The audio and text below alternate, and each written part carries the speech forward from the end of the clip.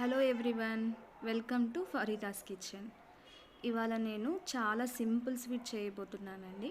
ఎలా చేయాలో చూద్దాం రండి. ముందుగా ఈ స్వీట్కి కావాల్సిన ఇంగ్రీడియంట్స్: పాలు, నెయ్యి, షుగర్, డ్రై ఫ్రూట్స్, ఎండు కొబ్బరి తురుము అండ్ రవ్వ. ముందుగా గిన్నె పెట్టుకొని స్టవ్ వెలిగించుకోవాలి.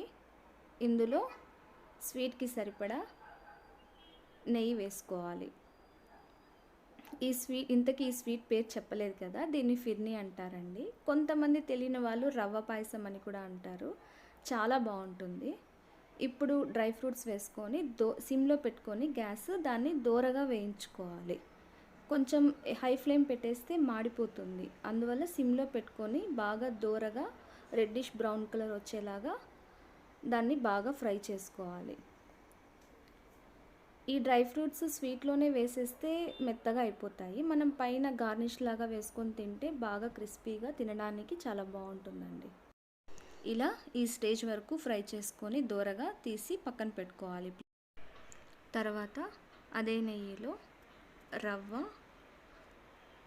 ఎండు కొబ్బరి తురుము వేసుకొని వేయించుకోవాలి. ఇది కూడా చాలా దోరగా సిమ్లో పెట్టుకొని వేయించుకోవాలి. ఇప్పుడు అదే బౌల్లో పాలు వేసుకోవాలి.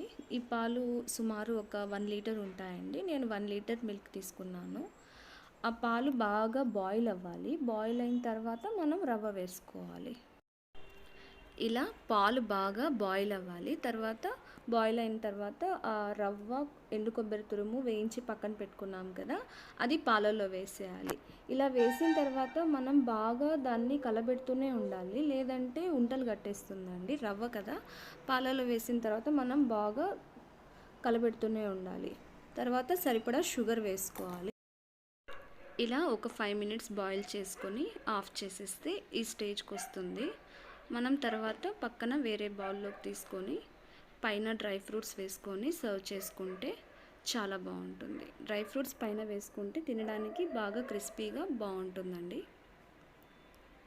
ఇలా మనకు నచ్చిన డ్రై ఫ్రూట్స్ వేసుకోవచ్చు. ఇంకా కిస్మిస్, అలా సారపప్పు అలాంటివి కూడా మనం ఫ్రై చేసి వేసుకుంటే బాగుంటుంది. ఫైనల్గా మన స్వీట్ ఫిర్నీ రెడీ అయిపోయింది. Thank you for watching this video. Please like, share and subscribe my channel Farida's Kitchen.